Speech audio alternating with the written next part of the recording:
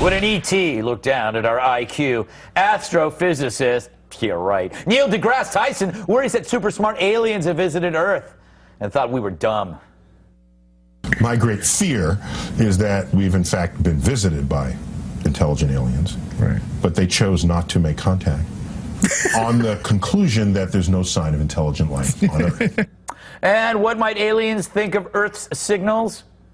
We were sending signals out before we were doing it on purpose. Right. Okay. Our early TV shows, you know, like I Love Lucy and the Honeymooners and that sort of thing, or radio, Howdy Doody. You know, these are our cultural emissaries. These are the first things aliens will decode about our civilization. They will learn how men and women treat each other by watching the Honeymooners.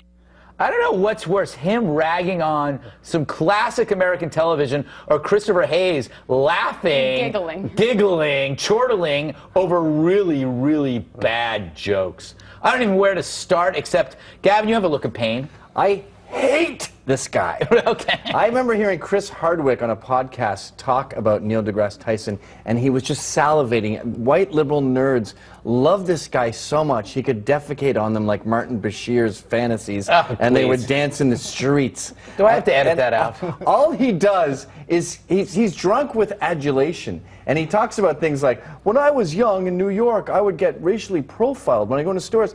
Back then, he looked like he was in the Warriors. He had a huge afro and a cut-off shirt, and New York was a war zone. Sorry, you fit the profile. And all How did we get into this? I want to talk about aliens. All he does is complain about his lot in life, and if we gave him Carl Sagan's job, he's a nightmare, this guy. Aliens. You got to come down on the liberal intellectual thing again, though. But speaking of aliens, I can't stand liberal intellectuals. And this idea that somehow they get to look down on the rest of the human race, it's no wonder the extraterrestrials don't contact us. We don't have any pride in ourselves. And besides, he's a racist. He attacked Desi Arnaz. Oh, there you go. That's true.